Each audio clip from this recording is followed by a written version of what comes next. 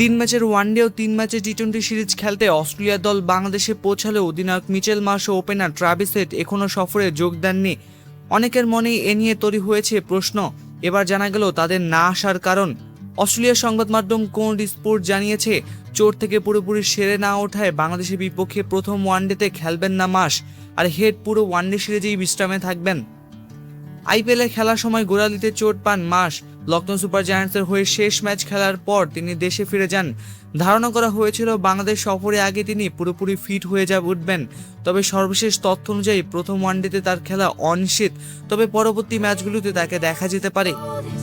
অন্যদিকে সানরাইজার্স হায়দ্রাবাদের হয়ে আইপিএলের প্লে অফ পর্যন্ত খেলেছেন ট্রাভিস হেড। দীর্ঘ ব্যস্ততার পর তিনি দেশে ফিরে বিশ্রাম নিচ্ছেন, তাই পুরো ওয়ানডে সিরিজে আর তাকে দেখা যাবে না। তবে টি-20 সিরিজে যোগ দেওয়ার সম্ভাবনা রয়েছে তার। মার্শের অনুপস্থিতিতে ওয়ানডে দলের নেতৃত্ব দিতে পারেন উইকেটকিপার ব্যাটার জশ ইংলিশ। একই সঙ্গে মিরপুরে স্পিন সহায়ক উইকেটে বিবেচনায় স্কোরে অতিরিক্ত স্পিনার যুক্ত করার পরিকল্পনা করছে অস্ট্রেলিয়া। এক্ষেত্রে অফ স্পিনার টড মার্ফির নাম আলোচনায় রয়েছে। বাংলাদেশ ও অস্ট্রেলিয়ার মধ্যকার প্রথম ওয়ানডে অনুষ্ঠিত হবে 9 জুন মিরপুরে। পরের দুটি ওয়ানডেও একই ভেন্যুতে হবে। এরপর চট্টগ্রামে 17, 19 ও 21 জুন অনুষ্ঠিত হবে 3 ম্যাচের টি-20 সিরিজ।